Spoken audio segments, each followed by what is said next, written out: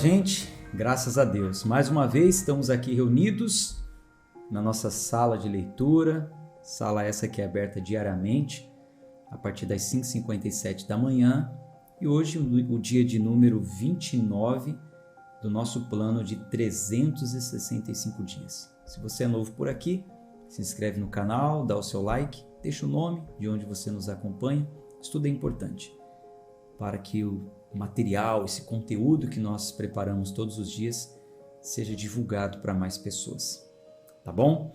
Se você ainda não faz parte do nosso grupo do WhatsApp, na descrição desse vídeo tem um link, você pode clicar e você vai ser redirecionado para um grupo do WhatsApp. Lá você recebe um material em PDF, com um resumo, com algumas orientações e interpretações dos textos que nós estamos lendo diariamente. Tá bom? Vamos fazer nossa oração. Pai amado, Pai querido, rendemos graças ao Teu santo nome. O Senhor é muito bom e as Suas misericórdias duram para sempre. Agradeço ao Senhor por poder mais uma vez estar reunido com essas pessoas diante desse livro sagrado.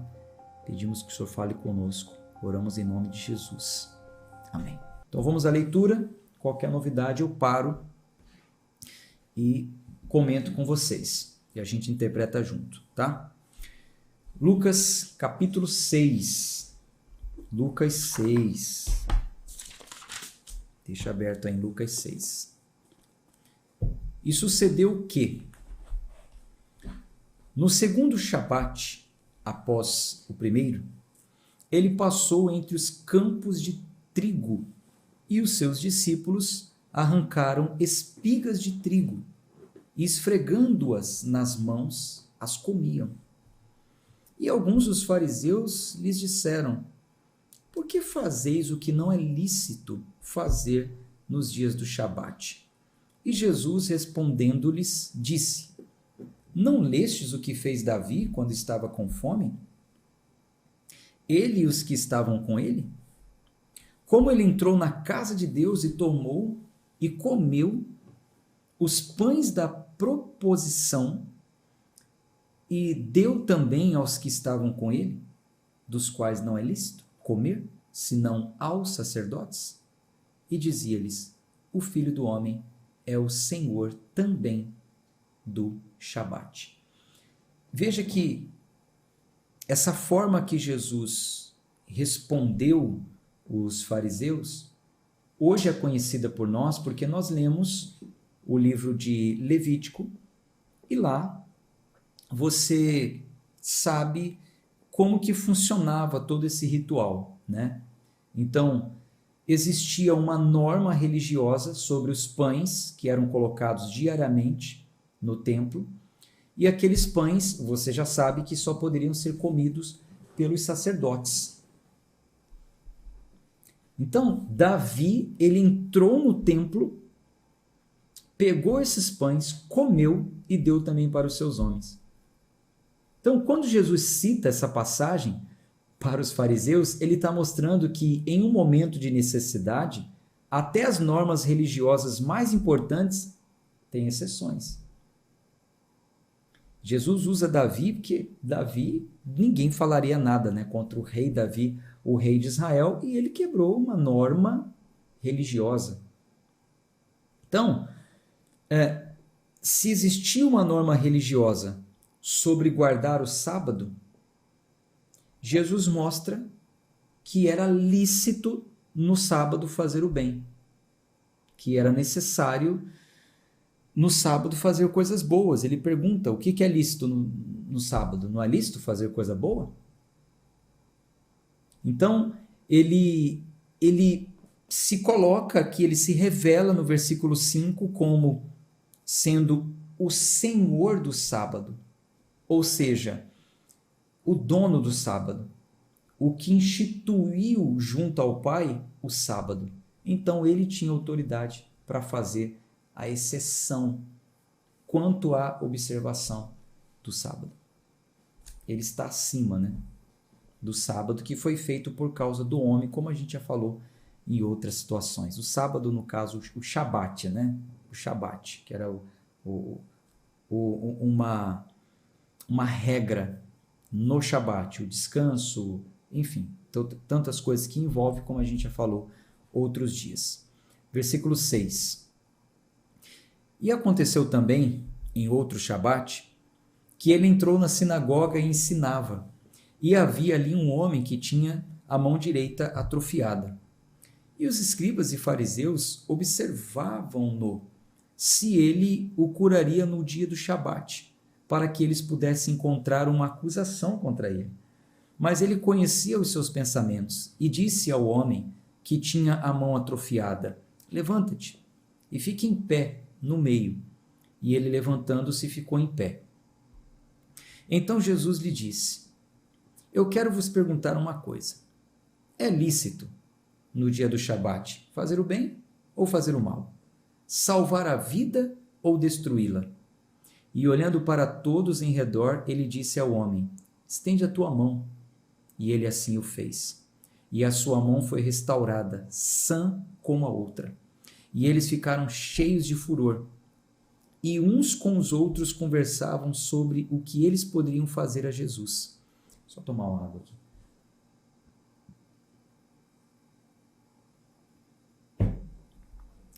E aconteceu que naqueles dias ele subiu ao monte para orar. E ele passou a noite toda orando. E quando já era dia, ele chamou a si os seus discípulos. Jesus tinha muitos discípulos, muitos seguidores, mas ele escolheu 12 deles, a quem também deu o nome de apóstolos. Veja, isso aqui é uma coisa muito importante, que não foi falada nos outros evangelhos. É a única vez aqui, no texto, ou nos textos, que nós encontramos a informação que Jesus passou a noite toda orando. Veja que ele passou a noite toda orando e em seguida ele escolhe 12, de tantos discípulos que ele tinha, ele escolhe 12 e os chama de apóstolos. Você vê que o fato de Jesus ter passado a noite inteira orando antes de tomar a decisão nos traz uma lição. A gente pode aprender aqui a jamais tomarmos decisões precipitadas e principalmente quando diz respeito a cargos religiosos, né? Para quem está à frente aí de algum trabalho missionário, mas isso em tudo na vida. Veja que Jesus ele orou a noite inteira, era muito importante a escolha que ele ia fazer. Porque ao escolher 12 discípulos para o apostolado, Jesus está lhes conferindo uma missão. A palavra apóstolo significa aquele que é enviado numa missão. Não era qualquer um que poderia se intitular apóstolo naquela época, e nem nos dias de hoje. Um apóstolo, ele teria que ter recebido a missão diretamente de Cristo. Um apóstolo, ele teria que ter sido uma testemunha ocular da ressurreição de Cristo. Após os 12 que foram escolhidos pelo próprio Cristo, nós só vemos mais 2 vezes a cena de escolhas de apóstolo acontecendo na Bíblia. Apóstolo, tá? Depois foram levantados presbíteros, cooperadores, mas apóstolo, porque apóstolo, entenda, a palavra apóstolo, como eu disse, significa aquele que é enviado para uma missão, ele foi comissionado. Só pode ser apóstolo de Cristo aquele que recebeu do próprio Cristo a missão, aquele que esteve com Cristo, aquele que viu Cristo, aquele que aprendeu com Cristo, aquele que viu Cristo ressuscitado. Para você ter uma ideia, você sabe que Judas ele se enforcou, então ficaram 11 apóstolos e foi preciso colocar um no lugar de Judas. E olha só, vamos ler aqui em Atos, como que foi a escolha desse novo apóstolo? Atos, capítulo 1, versículo 21. Portanto, destes homens que nos têm acompanhado todo o tempo em que o Senhor Jesus entrou e saiu dentre nós, começando desde o batismo de João até o dia em que dentre nós ele foi levado para cima, um deles seja ordenado para ser testemunha conosco de sua ressurreição. Então, vamos escolher um para o lugar de Judas, mas tem que ser um que? Daqueles que andaram conosco, desde João Batista, do batismo, Jesus sendo batizado, João batizando, até o dia que Jesus ascendeu aos céus de vez, ou seja, ele aparece ressuscitado e depois ascende aos céus. Então, para ser um apóstolo é necessário que tenha passado por tudo isso. Versículo 23. E eles apresentaram dois, José, chamado Barsabás, que tinha por sobrenome de Justus, e Matias. Eles oraram e disseram: Tu, Senhor, que conheces os corações de todos os homens, mostra qual destes dois tens escolhido, para que ele tome parte neste ministério e apostolado, do qual Judas, por sua transgressão, caiu, para que ele pudesse ir para o seu próprio lugar. E eles tiraram sorte, e a sorte caiu sobre Matias, e ele foi contado com os 12 apóstolos. Então veja a profundidade que há em ser um apóstolo. Olha, bom, vamos falar aqui de Paulo, daqui a pouco eu faço um comentário, porque Paulo também ele foi chamado de apóstolo, né? Por quê? Atos capítulo 9. Atos capítulo 9, versículo 5. E ele disse: Quem és tu, Senhor? E disse o Senhor: Eu sou Jesus, a quem tu persegues. Duro é para ti chutar contra os aguilhões. Bom, quando a gente estiver no livro de Atos, eu falo sobre aguilhões e essas coisas. Mas o detalhe aqui é o seguinte: você já sabe que Saulo, ele estava perseguindo a igreja, Saulo cai do cavalo, o Senhor aparece para ele. O próprio Senhor aparece para ele. Por isso, Saulo também se torna um discípulo e aprovado pelos outros discípulos. Paulo depois vai, primeiro ele fica 3 anos. Enfim, quando a gente estiver lendo o livro de Atos, eu falo sobre isso. E ele vai para Jerusalém e é aprovado como um discípulo. Então, isso significa dizer o seguinte: nos dias de hoje, alguns homens podem até carregar esse título de apóstolo, apóstola, mas nenhum deles tem a autoridade apostólica. Não tem. A não ser que algum deles pudessem relatar ter tido a mesma experiência que o apóstolo Paulo, né? A não ser que algum deles pudessem afirmar que viu Jesus ressuscitado, que é uma testemunha ocular de Cristo. Fora isso, meu irmão, fora isso, minha irmã, não tem mais apostolado. Isso fica claro aqui na primeira carta de Paulo aos Coríntios, olha só. 1 Coríntios capítulo 15, versículo 1 Coríntios capítulo 15, versículo 8. Olha só. E por último de todos, ele também foi visto por mim. Paulo está dizendo, no contexto aqui do capítulo inteiro, a gente vai ler isso depois, que Jesus apareceu para tantos, e aí ele fala, e por último de todos, ele também foi visto por mim, como alguém nascido fora de tempo, do tempo devido. Porque eu sou o menor dos apóstolos, que não sou digno para ser chamado apóstolo, porque eu persegui a igreja de Deus. Então veja, o último dos apóstolos a ser escolhido se chama apóstolo Paulo. Fora ele, não tem mais apóstolo. Aqui na minha cidade tem o apóstolo. Ele pode até carregar esse título, mas ele não tem autoridade de apóstolo. Ele não pode exercer o apostolado. Um apóstolo, ele tinha autoridade para trazer uma doutrina. Enfim, a gente vai falar sobre isso mais para frente. Por isso que às vezes carregar esse título de apóstolo, né, Gente, pode até ser até um título para organizar aí a igreja, tá? Enfim, não preciso entrar nesse detalhe. Mas, biblicamente falando, hoje não existe mais apóstolos, tá? Os apóstolos já não estão mais no nosso meio, mas eles deixaram a sã doutrina. Quando a gente estiver lendo mais para frente, você vai ver falar sobre isso, que hoje nós temos as sã doutrinas deixadas pelos apóstolos, e são essas que a gente tem que seguir, não tem mais acréscimo, são apenas elas. Vamos voltar lá para Lucas 6. Bom, gente, é isso aí, não tenho compromisso com mentira não, tá? Meu compromisso é com a verdade. Desculpa se tem algum apóstolo aí me assistindo, respeito, tá? O seu cargo eclesiástico, respeito, só não me submeto ao seu apostolado, não. Apostolado não. Não adianta querer falar, eu tenho uma nova doutrina, eu tenho um novo ensino, eu tenho uma autoridade maior. Não, aí já é antibíblico isso. Mas respeito como cargo. Respeito, claro.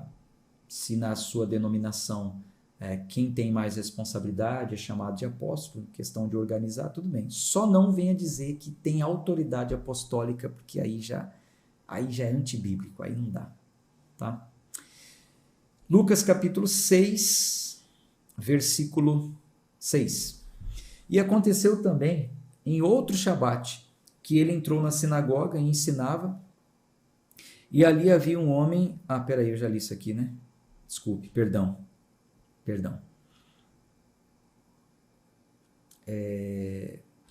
Paramos aqui no... aqui dos apóstolos, né?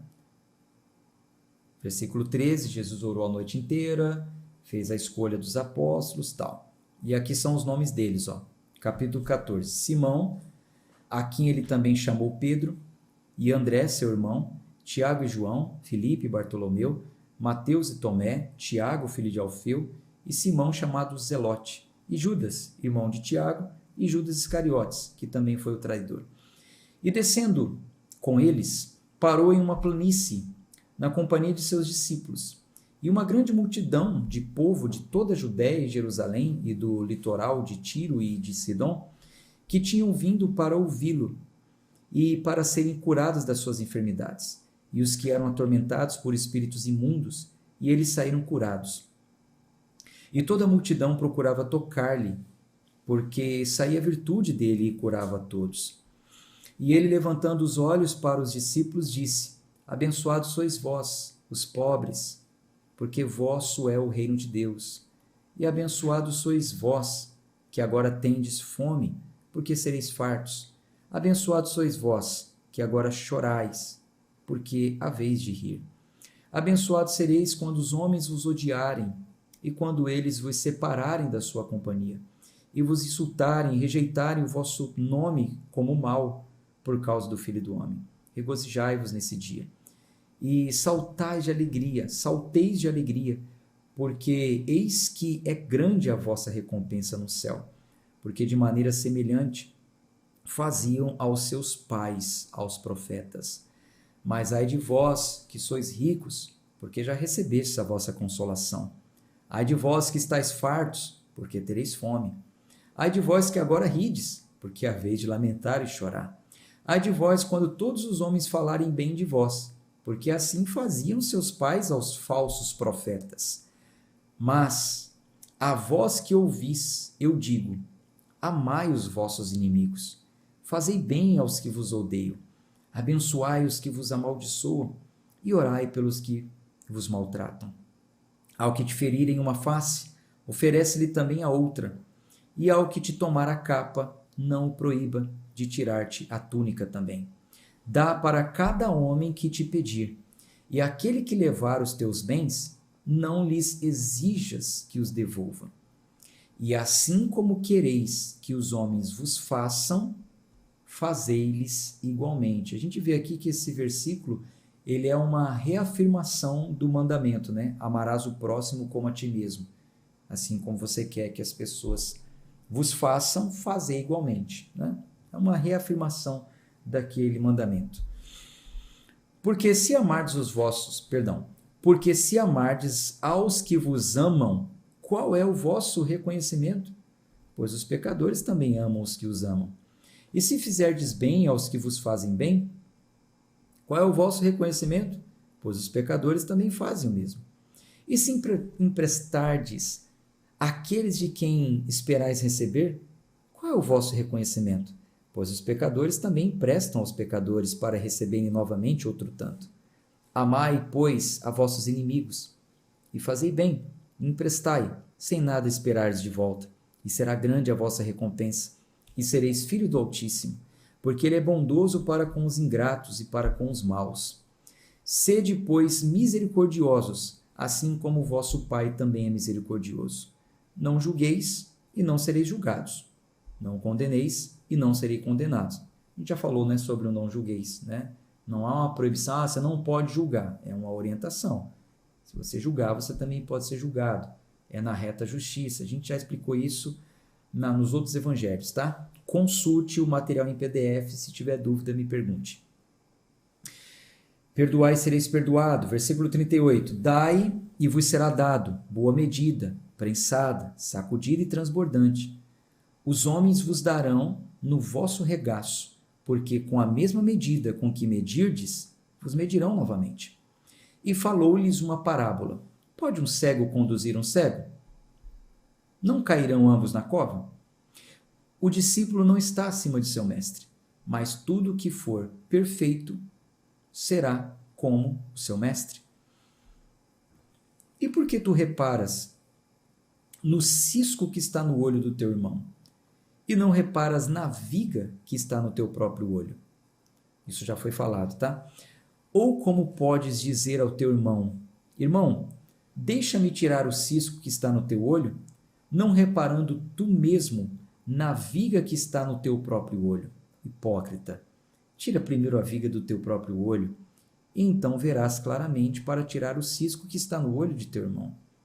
Porque não há árvore boa que produza mau fruto, nem árvore má que produza bom fruto.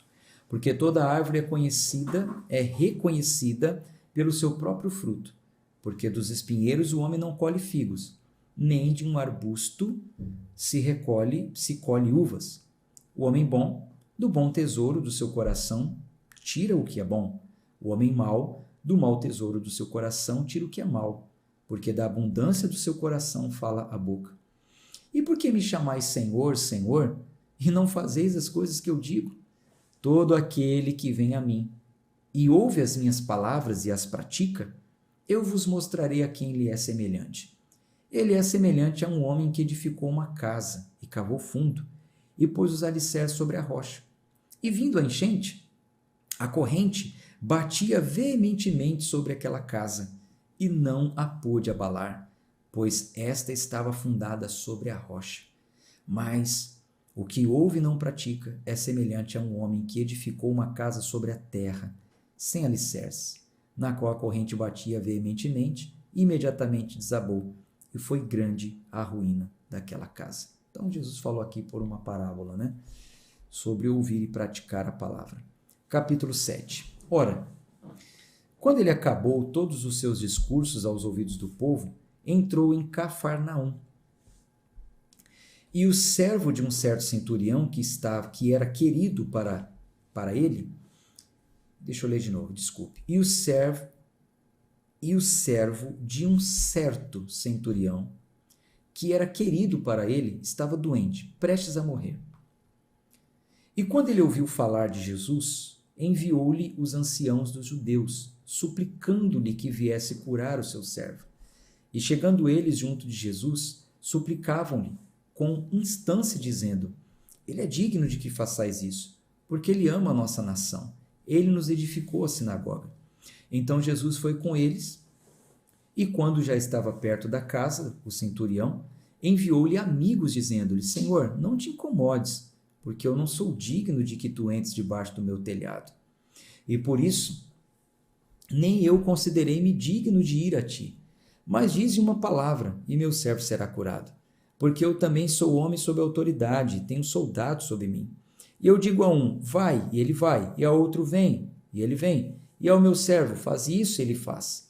Quando Jesus ouviu essas coisas, maravilhou-se dele, e voltando-se disse à multidão que o seguia: digo-vos eu não encontrei tão grande fé. Não em Israel. Então, Jesus aqui está falando daquela fé que é admirável nos dias de hoje. Nos dias de hoje está difícil as pessoas reconhecerem que a palavra de Jesus, a palavra de Deus tem autoridade. As pessoas querem algo, né? Querem se agarrar a algo, querem se apegar a algo, querem objetos, amuletos, pontos de contato. A palavra só não basta. Esse centurião falou assim, não precisa nem entrar na minha casa. Eu sou homem de autoridade, eu tenho soldados que eu falo, faça isso, eles fazem. Eu sei o que é autoridade. O Senhor tem autoridade, não precisa nem vir aqui. Manda só uma palavra. Então, tem gente que acha que para abençoar a casa dela, ela tem que pendurar alguma coisa, né? Ela tem que sair jogando óleo em tudo quanto é lugar, enfim. A palavra basta. A graça basta. A fé no invisível basta. Essa é a fé admirável. Jesus falou, essa fé está difícil. Não encontrei ela, não em Israel. Versículo 10. E retornando para casa, os que haviam sido enviados encontraram são o servo que estivera enfermo. E aconteceu o quê? No dia seguinte, ele foi à cidade chamada Naim, e com ele iam muitos dos seus discípulos, e uma grande multidão. Ora, quando ele chegou perto da porta da cidade, eis que ali um homem morto era carregado para fora, filho único de sua mãe, que era viúva. Uma grande multidão estava com ela, e vendo-a, o Senhor se compadeceu dela e disse, não chores. E chegando-se, tocou o esquife. Anote aí, esquife. Esquife é caixão, mas era tipo um caixão aberto. As pessoas carregavam o morto, era um caixão aberto. Estavam carregando ele para depois tirar o corpo dele e sepultar. Tá? Então Jesus tocou o esquife e os que o levavam pararam. E ele disse, jovem, digo-te, levanta-te. E o que estivera morto sentou-se e começou a falar. E ele o entregou à sua mãe. E a todos sobreveio temor. E eles glorificavam a Deus, dizendo, um grande profeta se levantou entre nós, e que Deus visitou o seu povo. Este rumor sobre ele se espalhou por toda a Judéia e por toda a região ao redor. E os discípulos de João relataram-lhe todas essas coisas. E João, chamando a si 2 de seus discípulos, enviou-os a Jesus, dizendo, és tu aquele que deveria vir, ou devemos aguardar por outro? Quando aqueles homens chegaram junto dele, disseram, João, o Batista, enviou-nos, dizendo, és tu aquele que deveria vir, ou devemos aguardar por outro?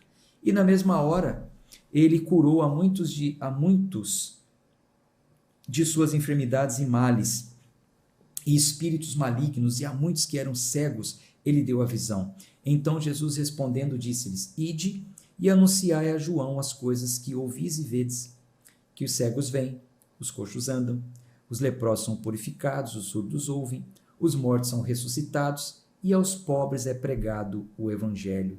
E abençoado é aquele que não se ofender de mim, não tropeçar em mim, não encontrar em mim motivo de ofensa.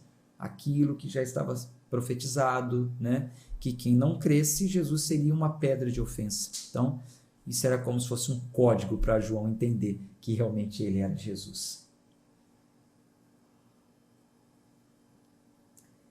E quando os mensageiros de João partiram, ele começou a falar à multidão acerca de João. O que foste ver no deserto? Uma cana agitada pelo vento? Mas o que foste ver? Um homem trajado de roupas delicadas? Eis que aqueles que vestem roupas esplêndidas e vivem em delícias estão nos tribunais reais. Mas o que foste ver? Um profeta? Sim. Eu vos digo, e muito mais do que um profeta. Este é aquele de quem está escrito. Eis que eu envio o meu mensageiro diante da tua face, que preparará diante de ti o teu caminho. E eu vos digo que entre os nascidos de mulher não há maior profeta do que João, o Batista, mas aquele que é o menor no reino de Deus é maior do que ele. Eu já expliquei sobre isso, né? Na outra leitura. João, ele era o maior profeta porque ele anunciou a Cristo. mas o menor de qualquer um que entrasse no reino, porque João morreu antes do reino ser estabelecido, né? Ele não fez parte da igreja que Cristo edificou. Maiores explicações eu já dei lá. Versículo 29. E todo o povo que o ouviu, e os publicanos, tendo sido batizados com o batismo de João, justificaram a Deus. Mas os fariseus e os intérpretes da lei rejeitaram o conselho de Deus contra si mesmos, não tendo sido batizados por ele. E disse o Senhor: a quem, pois, eu compararei os homens dessa geração? E a quem eles são semelhantes? Eles são semelhantes às crianças que, assentadas nas praças, chamam umas às outras e dizem: tocávamos flauta e não dançaste, cantávamos murmurações e não lamentastes. Quer dizer, aquelas crianças que fazem birra, né, que sentam fazendo birras e tal, enfim, Jesus está comparando eles àquela geração, a essas crianças. Porque, versículo 33, veio João o Batista, que não comia pão nem bebia vinho, e dizeis, ele tem um demônio. Veio o Filho do Homem, comendo e bebendo, e dizeis, eis aí um homem comilão e bebedor de vinho, amigo dos publicanos e pecadores. Mas a sabedoria é justificada pelos filhos, por todos os seus filhos, desculpe. E um dos fariseus desejava que ele comesse com ele. E entrando na casa do fariseu, reclinou-se à mesa.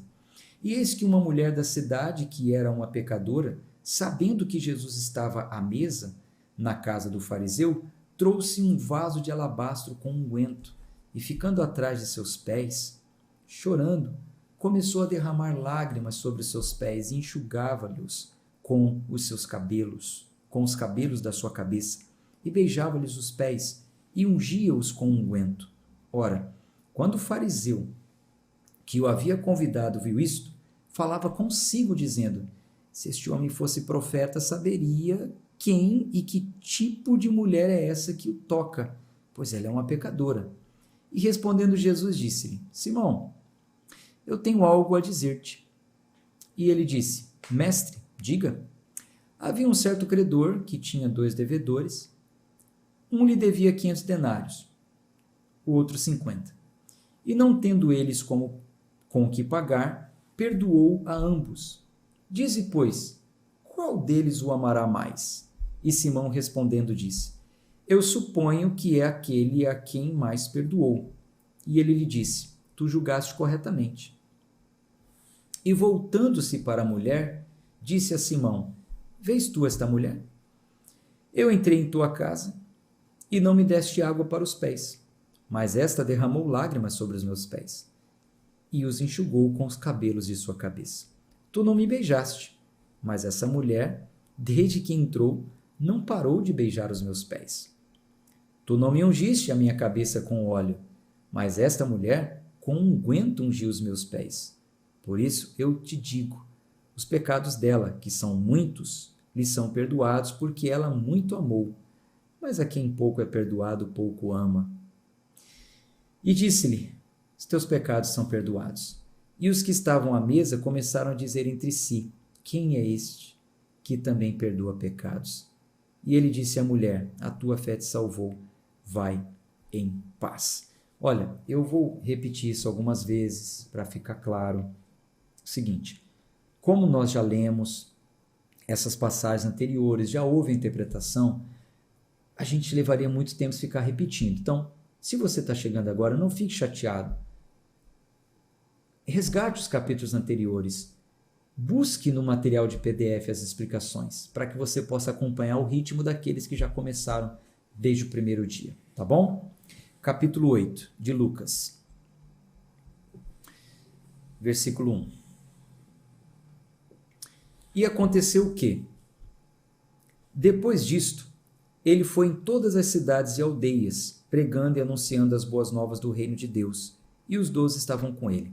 E certas mulheres que haviam sido curadas de espíritos malignos e de enfermidades, Maria, chamada Madalena, da qual saíram 7 demônios, e Joana, esposa de Cusa, mordomo de Herodes, e Susana e muitas outras que serviam com os seus bens, e tendo-se ajuntado uma grande multidão e vindo até ele de todas as cidades, ele falou por parábola. Um semeador saiu a semear a sua semente. E enquanto ele semeava, uma parte da semente caiu à beira do caminho e foi pisada, e as aves do céu a devoraram. E outra caiu sobre a pedra, e tendo brotado, murchou, porque não havia umidade. E a outra caiu entre os espinhos, e crescendo com ela, os espinhos sufocaram-na. E outra caiu em boa terra, e crescendo, produziu fruto, a 100 por um.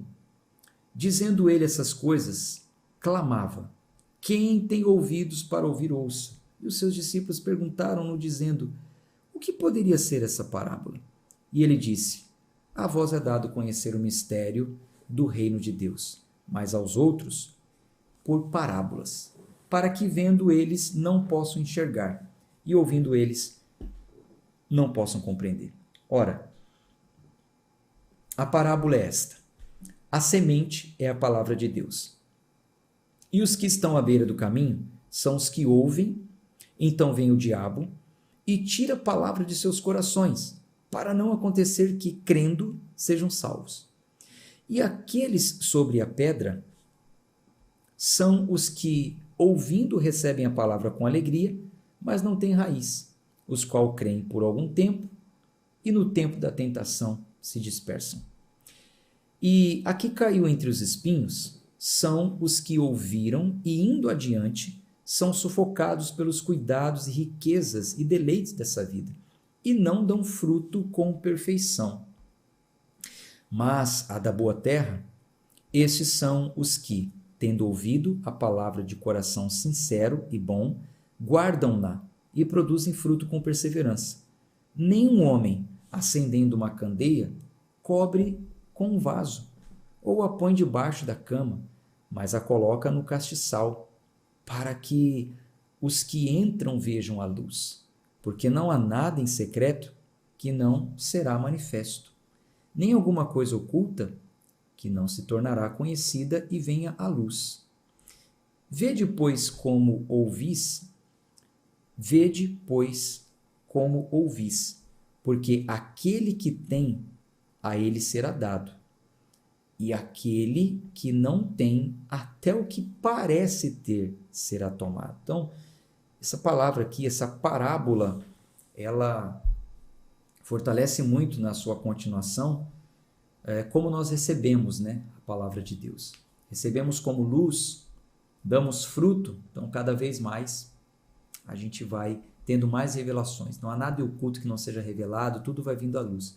Agora, aquele que não produz o fruto, aquele que parece ser convertido, então até o que parece ter lhe será tomado. Versículo 19. Então foram ter com ele sua mãe e seus irmãos, e não podiam aproximar-se dele por causa da multidão. E foi-lhe contado por alguns que disseram: a tua mãe e teus irmãos estão lá fora e querem ver-te.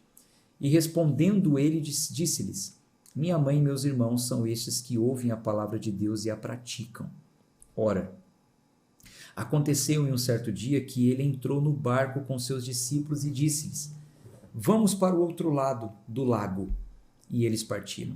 Mas enquanto navegavam, ele adormeceu e desceu uma tempestade de vento sobre o lago, e enchiam-se de água, estando em perigo. E chegando-se a ele, o acordaram, dizendo: mestre, mestre, estamos perecendo. E ele, levantando-se, repreendeu o vento e a fúria da água, e eles cessaram, e houve calmaria. E ele disse-lhes: onde está a vossa fé? E eles, temendo, maravilhavam-se, dizendo uns aos outros: que tipo de homem é esse, que ordena até os ventos e a água, e eles lhe obedecem? E eles, chegando à terra dos Gadarenos, que está defronte da Galileia, e quando ele desembarcou, saiu-lhe ao encontro, fora da cidade, um certo homem que tinha demônios há muito tempo, e não usava roupas, nem habitava em alguma casa, mas nos sepulcros. Mas vendo a Jesus gritando, caiu diante dele e disse em alta voz: o que tenho eu para fazer contigo, Jesus, Filho do Deus Altíssimo? Eu suplico-te, não me atormentes. Porque tinha ordenado ao espírito imundo que saísse daquele homem, porque frequentemente se apoderara dele e guardavam-no preso com correntes e cadeias, e quebrando os grilhões era impelido pelo demônio para os desertos. E Jesus perguntou-lhe dizendo: qual é o teu nome? E ele disse: Legião, porque muitos demônios tinham entrado nele. E pediram-lhe para que não os mandasse para o abismo. E havia ali uma manada de muitos porcos pastando no monte, e pediram-lhe que lhes permitisse entrar neles, e lhes permitiu. Então os demônios, saindo do homem, entraram nos porcos, e a manada correu violentamente a um lugar íngreme para o lago e se afogaram. E aqueles que o alimentavam, vendo o que havia acontecido, fugiram e foram anunciá-lo na cidade e nos campos. Então eles saíram para ver o que tinha acontecido e vieram a Jesus. E encontraram o homem de quem havia saído os demônios, assentado aos pés de Jesus, vestido e em perfeito juízo. E eles ficaram com medo. E também os que tinham visto aquilo contaram-lhes como o possuído por demônios havia sido curado. Então toda a multidão da terra ao redor dos gadarenos pediu-lhe para que se afastasse deles, porque estavam tomados por grande temor. E entrando ele no barco, retornou. E o homem de quem havia saído os demônios lhe pedia para que se pudesse estar com ele. Mas Jesus o despediu, dizendo: retorna para a tua própria casa e mostra quão grandes coisas Deus fez por ti. E ele foi pelo seu caminho, publicando por toda a cidade quão grandes coisas Jesus lhe fizera. E aconteceu que, ao retornar Jesus, a multidão o recebeu com alegria, porque todos estavam esperando. E eis que veio um homem chamado Jairo, que era um governante da sinagoga, e prostrando-se aos pés de Jesus, pedia-lhe que fosse sua casa, porque ele tinha uma filha única, de cerca de 12 anos, que estava à morte. Mas enquanto ele ia, as multidões o apertavam, e uma mulher que tinha um fluxo de sangue, havia 12 anos, e gastara todos os seus sustentos com os médicos, e não pôde ser curada por ninguém, chegando por detrás dele, tocou na orla da sua veste, e imediatamente estancou o fluxo do sangue. E disse Jesus: quem me tocou? Quando todos negavam, Pedro e os que estavam com ele disseram: Mestre, a multidão te aperta, te pressiona, e dizes: quem me tocou? E disse Jesus: alguém me tocou, porque eu percebi que saiu virtude de mim. Então, vendo a mulher que não podia ocultar-se, ela veio tremendo e prostrando-se diante dele, declarou-lhe perante todo o povo a causa por que ele havia tocado e como ela fora curada imediatamente. E ele lhe disse: filha, tem bom ânimo, a tua fé te sarou, vá em paz. Enquanto ele ainda falava, veio alguém da casa do governante da sinagoga dizendo: a tua filha está morta, não incomodes o mestre. Mas Jesus, ouvindo, respondeu-lhe dizendo: não temas, crê somente, e será salva. E ele, entrando na casa, não permitiu que nenhum homem entrasse, senão a Pedro e a Tiago e a João, e ao pai e à mãe da menina. E todos choravam e pranteavam, mas ele disse: não choreis. E ela não está morta, mas dorme. E eles riam dele, para o desprezarem, sabendo que ela estava morta. E ele, pondo-os todos fora, tomando-a pela mão, clamou, dizendo: menina, levanta-te. E o seu espírito voltou, ela se levantou imediatamente, e ele ordenou que lhes dessem de comer. E os seus pais ficaram admirados, mas ele ordenou-lhes que a nenhum homem contasse o que havia acontecido. Bom, a gente para por aqui. Como eu tenho dito, são leituras que já foram interpretadas, está lá no material de apoio, no PDF. Qualquer dúvida, eu permaneço à disposição, tá? Que o Senhor te abençoe. Logo mais eu vou ministrar um culto aqui, vou me preparar para o culto, depois eu leio os comentários e a gente se encontra amanhã. Tchau, tchau.